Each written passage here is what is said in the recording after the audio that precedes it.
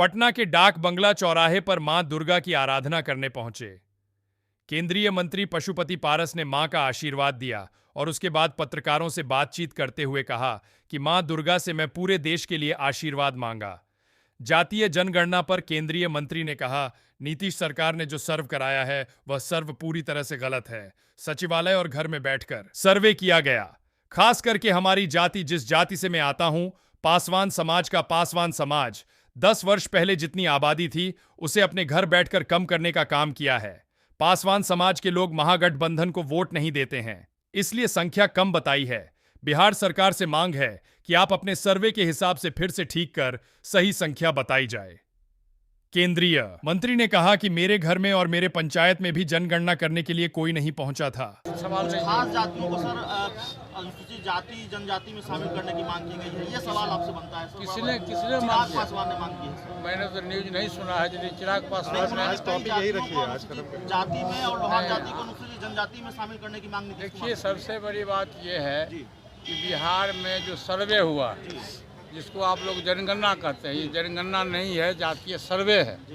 सर्वे के मुताबिक schedule caste, schedule tribes की आबादी बिहार में वैसे घटा के किया गया है। मैं इस सर्वे को नहीं मानता।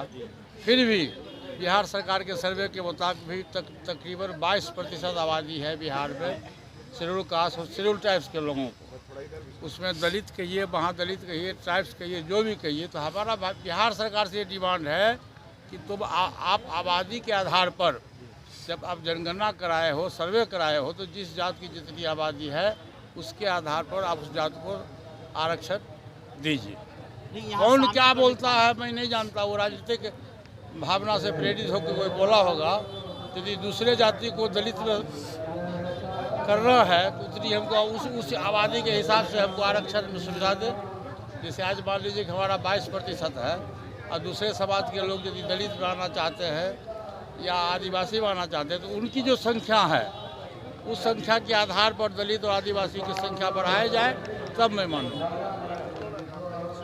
चलिए, हो गया। अगर आप अपने बच्चों के लिए एक ऐसा स्कूल चाहते हैं जो 10+2 तक एफिलिएटेड भी हो और जहां एजुकेशन बोझ ना लगे, तो एक बार ग्रीन गार्डन पब्लिक स्कूल जो हस्तारगंज में, वहां जरूर विजिट करें और स्क्रीन पर नंबर दिया हुआ है, कॉल करके इंक्वायरी जरूर कर लें।